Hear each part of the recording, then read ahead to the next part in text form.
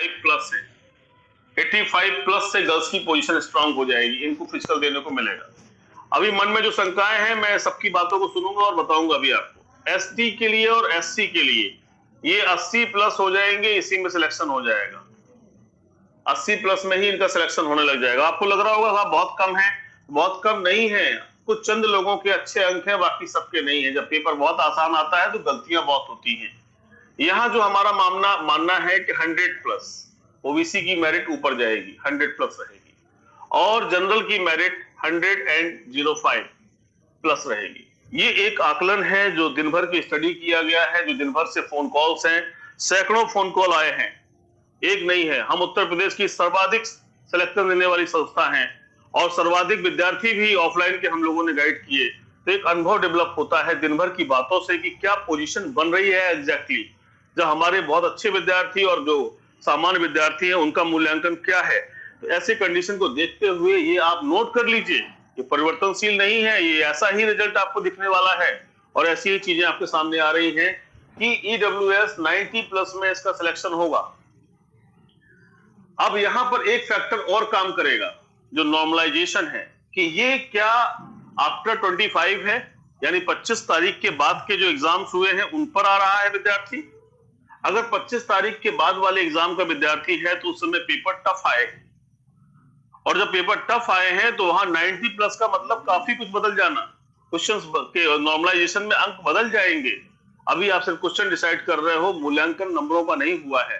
मैं यहाँ पर नंबर की बात नहीं कर रहा हूं, मैं क्वेश्चन की बात कर रहा हूं, और नॉर्मलाइजेशन के बाद इनकी वैल्यू, जो मार्क्स की वैल्यू है वो बढ़ जाएगी। तो इसलिए 25 के बाद वाले में कुछ ना कुछ फर्क दिखेगा और ये मेरिट अपडेट हो जाएगी। अगर किसी का 91 है, 92 है, 93 है तो वो बढ़ करके हो सकता है कि 100 के अकॉर्डिंग पहुंच जाए। तो इसलिए कोई भी हतोत्साहित होने की आवश्यकता नहीं है, मन में कोई शंका रखने की आवश्यकता नहीं है, और बहुत ज्यादा उलझन पालने की जरूरत नहीं है। कुछ बच्चों के फोन आ रहे हैं, रो रहे हैं वो लोग। So why are you weeping here, you are a सूरमा।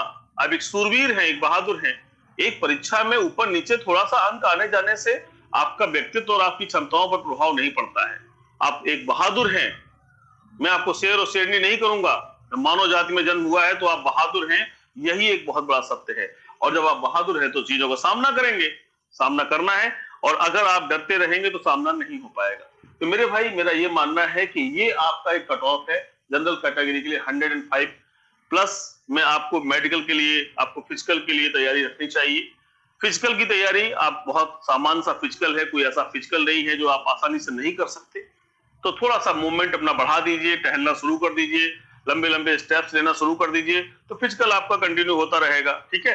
और मेडिकली जो चीजें हैं उन पर ध्यान रखिए, आंख कान नाक सब साफ रखिए, और कोई ऐसा इशू नहीं है। इस समय उलझना नहीं है, इस समय धैर्य का परिचय देना है। इस समय जो बाइक वगैरह चलाते हैं उस पर थोड़ा कंट्रोल करना है, क्योंकि हमारे सामने अगर लक्ष्य है और हम उसमें लापरवाही करेंगे तो उसका नुकसान भी हमें ही भोगना पड़ता है। तो इसलिए मेरे भाई, यहाँ पर डरने की आवश्यकता नहीं है। सर, मेरे 95 क्वेश्चंस सही हैं, मैं रनिंग करूं या नहीं? देखिए मिस्टर अनिल अंजलि राजपूत, बिल्कुल आप परेशान ना हो, आप 100% करें। मैंने तो आपको दिखा दिया है, गर्ल्स की मेरिट 85 प्लस में सिलेक्शन होगा। आप देख लीजिएगा भाई, 20% सीट रिजर्व है। कितनी लड़कियां ही अप्लाई कर रही थी, ये क्यों नहीं सोचते हैं? उस अकॉर्डिंग में अगर आप जाएंगे तो 85 प्लस में आपका सिलेक्शन हो जाएगा। तो इसलिए बिल्कुल भी डरने की आवश्यकता नहीं है। गर्ल्स के लिए 85 प्लस सिक्योर रहेगा।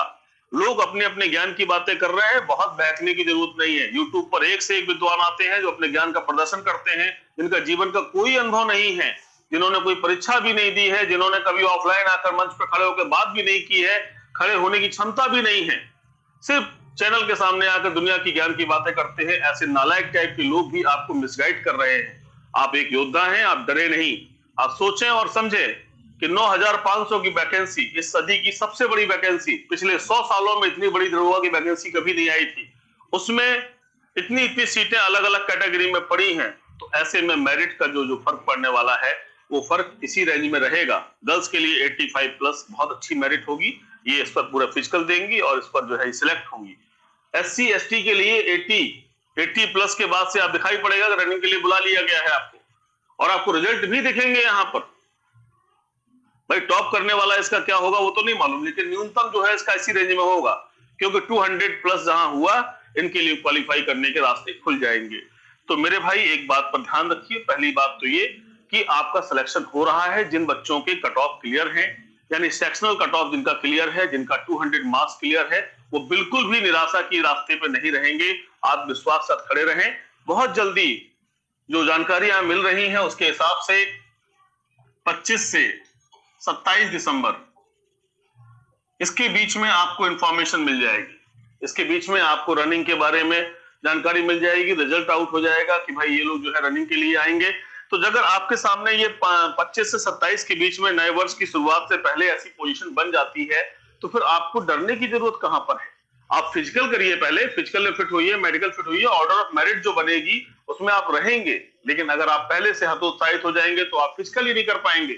बहुत सारे अच्छे रनिंग करने वाले विद्यार्थी, बहुत अच्छे विद्यार्थी जिनकी टाइमली रनिंग होती है, लेकिन जब वो हतोत्साहित होते हैं तो लास्ट राउंड से पहले ही थक जाते हैं, उनका फिजिकल नहीं हो पाता। बाद में मेरिट चलती है कि मेरिट कम चली गई थी, वो दौड़ नहीं पाए इसलिए उनका नहीं हुआ। तो डोंट वरी अबाउट दैट। अपने आप को स्ट्रांग रखिए। आप एक बहादुर हैं, आप एक योद्धा हैं, आपका सपना